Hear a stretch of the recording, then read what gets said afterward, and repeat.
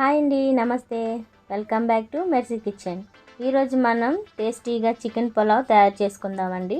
చాలా సింపుల్గా వంట రాని వారు, బ్యాచిలర్స్ కూడా ఈజీగా చేసుకునే చికెన్ పులావ్. కావలసిన పదార్థాలు: 1 టేబుల్ స్పూన్ సాజీరా, 1 దాల్చిన చెక్క, 5 లవంగాలు, 3 యాలకులు, 2 స్టార్ అనాస్ పువ్వు, 2 బిర్యానీ ఆకులు, 2 పెద్ద ఉల్లిపాయలు ఇలా పొడుగు ముక్కలుగా కట్ చేసుకొని పెట్టుకోండి. 5 పచ్చిమిరపకాయలు చీలికలుగా చేసుకోండి. 2 పెద్ద టమాటోలు పెద్ద ముక్కలుగా కట్ చేసుకొని పక్కన పెట్టుకోండి. నేను ఈ పులావ్ను మామూలు రోజు వండుకునే రైస్తోనే చేస్తున్నాను.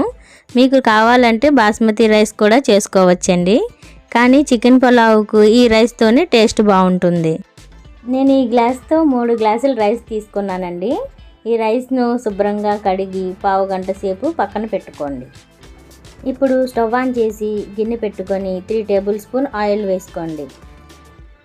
ఆయిల్ వేడెక్కిన తర్వాత మసాలా ఇంగ్రీడియంట్స్ అన్నింటినీ వేసుకొని ఒకసారి వేయించుకోండి. మసాలాలన్నీ వేగిన తర్వాత ఉల్లిపాయలను, పచ్చిమిరపకాయలను వేసి వేయించుకోండి. ఉల్లిపాయలు వేగిన తర్వాత 1 టేబుల్ స్పూన్ అల్లం వెల్లుల్లి పేస్ట్ని వేసుకోండి. అల్లం వెల్లుల్లి పేస్ట్లో పచ్చివాసన పోయేంత వరకు ఫ్రై చేసుకోండి.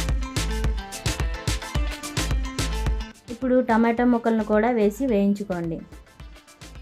టమాటాలు మగ్గిన తర్వాత 1 కిలో చికెన్ ముక్కలను శుభ్రంగా కడిగి వేసుకోండి. చికెన్ ముక్కల నుండి వచ్చిన వాటర్ అంతా పోయేంత వరకు ఉడికించుకోండి. ఇప్పుడు ఇందులో సరిపడినంత ఉప్పు, పావు చెంచా పసుపు, 2 చెంచాల కారం వేసుకోండి. చికెన్ ముక్కలకు ఉప్పు కారం పట్టేంత వరకు బాగా కలుపుకోండి. ఇలా కొద్దిసేపు మూత పెట్టుకొని ఉడికించుకోండి. మంటను లో టు మీడియం ఫ్లేమ్లో పెట్టుకొని అడుగు పట్టకుండా మధ్య మధ్యను కలుపుకోండి. చికెన్ నుండి ఆయిల్ వదిలేంత వరకు ఉడికించుకోండి. ఇప్పుడు 1 table spoon biryani masala, 1 table spoon chicken masala వేసుకోండి. అంతా ఒకసారి బాగా కలుపుకోండి. ఇప్పుడు వాటర్ని వేసుకుందామండి. 1:2 చొప్పున 3 గ్లాసుల రైస్కి 6 గ్లాసుల వాటర్ వేసుకోవాలి. మూత పెట్టుకొని వాటర్ బాయిల్ అయ్యేంత వరకు వేచి ఉండాలి.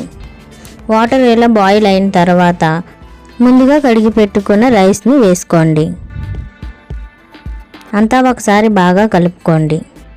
కొద్దిగా కొత్తిమీరను కూడా వేసి కలుపుకోండి.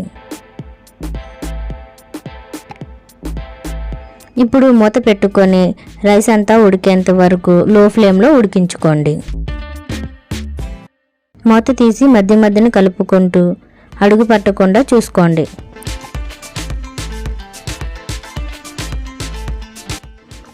మధ్య మధ్యన కలుపుకుంటూ ఇప్పుడు గిన్నెకి మూత తీసి చూడండి.